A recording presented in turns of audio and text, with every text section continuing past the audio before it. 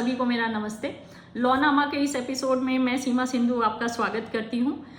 पिछले कुछ दिनों में देश में कुछ ऐसी लेजिस्लेटिव डेवलपमेंट्स हुई हैं जिन पर चर्चा करना इसलिए ज़रूरी हो जाता है ताकि लोगों को ये बताया जा सके कि कुछ नीतियाँ और कुछ लेजिस्लेशन सरकार सिर्फ राजनीति करने के लिए लेकर आती है, ये जानते हुए कि सरकार की कोई लीगल कॉम्पिटेंस नहीं है इस तरीके के लेजिस्लेशंस बनाने की।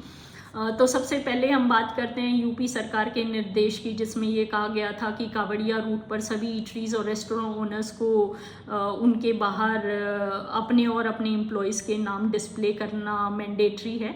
सुप्रीम कोर्ट ने आज एक केस में इस डायरेक्टिव पर इंटरिम स्टे देते हुए ये कहा है कि रेस्टोरेंट ओनर्स और वेंडर्स को नेचर ऑफ फूड जो वो सप्लाई करते हैं सिर्फ उतना ही डिस्प्ले करना होगा, यानी कि वेजिटेरियन या नॉन वेजिटेरियन फूड सर्व करते हैं उतना डिस्प्ले करना इज़ सफिशिएंट।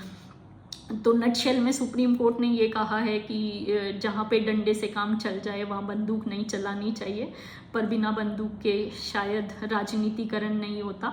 अब इसी से रिलेटेड मैं दूसरे लेजिस्लेशन पर आती हूँ। कुछ दिन पहले असम सरकार ने कैबिनेट में एक प्रस्ताव पारित करा है जिसमें कि असम मुस्लिम marriage and divorce registration act 1935 को रिपील किया है।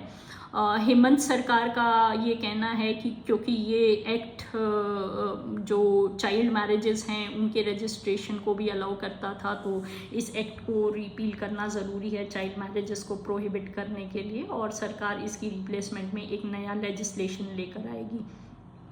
तो इस संबंध में मैं आपको बता दूं कि एक मॉडल एक्ट है सेंट्रल गवर्नमेंट का prohibition of child marriage act 2006। अगर असम सरकार की कोई जेन्युइन इंटेंशन थी चाइल्ड मैरिजेस को रोकने की, तो सरकार इस सेंट्रल एक्ट में स्टेट अमेंडमेंट करके चाइल्ड मैरिजेस के रजिस्ट्रेशन को प्रोहिबिट कर सकती थी, या दूसरा रूप था कि सरकार एक यूनिफॉर्म सिविल कोड लेकर आती जो कि सभी कम्युनिटीज़ पर इक्वली एप्लीकेबल होता। पर ऐसा करते तो राजनीतिकरण नहीं हो पाता। अभी यहाँ से हम चलते हैं कर्नाटका सरकार ने कुछ दिन पहले कैबिनेट में एक प्रस्ताव को मंजूरी दी जिसमें कि प्राइवेट सेक्टर में लोकल्स को मैनेजमेंट जॉब में 50% रिजर्वेशन और नॉन मैनेजमेंट जॉब्स में 75 रिजर्वेशन देता है।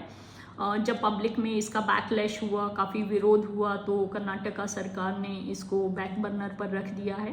कैबिनेट मीटिंग के बाद इनफैक्ट सिद्धारमैया ने ये भी कहा कि सरकार ने ऐसा लेजिस्लेशन का प्रस्ताव रखा है जिसमें प्राइवेट सेक्टर में सी और डी ग्रुप की भर्तियों में लोकल्स को 100% रिजर्वेशन रहेगा, कन्नाडिगास को 100% रिजर्वेशन रहेगा। तो मैं आपको ये बता दूं कि कर्नाटका सरकार ये बिल लेकर आई इसके बावजूद कि सरकार को पता था कि पिछले ही साल Punjab and Haryana high court में एक सिमिलर किस्म के एक्ट को वहाँ की हाई कोर्ट ने स्ट्राइक डाउन कर दिया, ये कहते हुए कि अनकॉन्स्टिट्यूशनल और अल्ट्रा वायरस है। कुछ समय पहले हरियाणा गवर्नमेंट ने भी ऐसा ही एक एक्ट पास किया था जिसमें प्राइवेट सेक्टर में लोकल्स को 75% रिजर्वेशन दिया गया था 30,000 से कम वेतन वाली जॉब्स में, और जब इस एक्ट को चैलेंज किया गया तो Punjab and Haryana high court ने इसको अनकॉन्स्टिट्यूशनल कह के स्ट्राइक डाउन कर दिया। तो ऐसा नहीं है कि कर्नाटका सरकार अपनी लेजिस्लेटिव कॉम्पिटेंस के बारे में वाकिफ़ नहीं थी। सरकार फुल्ली कॉग्निजेंट थी कि इस तरीके की लेजिस्लेटिव कॉम्पिटेंस सरकार को नहीं है, पर उसके बावजूद भी इस तरीके का प्रस्ताव कैबिनेट में पारित किया गया। उसका मकसद सिर्फ पब्लिक सेंटिमेंट्स को स्टिर करके उसको पॉलिटिकली एनकैश करने का था। साथ ही साथ आपको ये भी बता दूं कि अभी एक दिन पहले ही कर्नाटका की एम्प्लॉय यूनियंस ने मीडिया में ये बयान दिया कि उन्होंने सरकार से ये आग्रह करा है कि सरकार जो Karnataka shops and commercial establishment act में अमेंडमेंट करने जा रही है, जिसके तहत डेली बेसिस पर आईटी सेक्टर में वर्किंग आवर्स को 14 घंटे तक एक्सटेंड करा जा सकता है, उसको रोक दिया जाए।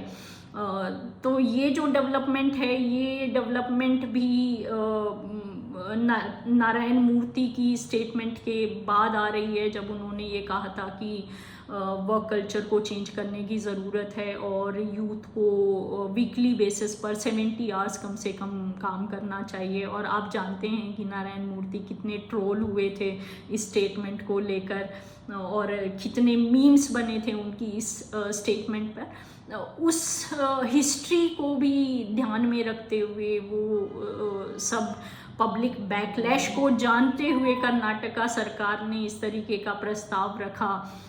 तो काफ़ी आयरॉनिकल है कि सरकार इस तरीके के लेजिस्लेशन, इस तरीके की पॉलिसीज़ को पब्लिक ओपिनियन जानते हुए और अपनी लेजिस्लेटिव कॉम्पिटेंस जानते हुए भी रोल आउट कर रही है। तो इस बारे में सिर्फ इतना कहना काफ़ी होगा कि कुछ नीतियाँ और कुछ लेजिस्लेशन खाली राजनीति करने के लिए लाए जाते हैं, उसके पीछे कोई लेजिस्लेटिव कॉम्पिटेंस या जेन्युइन इंटेंशन सरकार की नहीं होती। आई होप आपको मेरा प्रोग्राम पसंद आया। कृपया मेरा चैनल सब्सक्राइब और सपोर्ट करें। नेक्स्ट एपिसोड तक के लिए आप सब लोगों का बहुत बहुत धन्यवाद।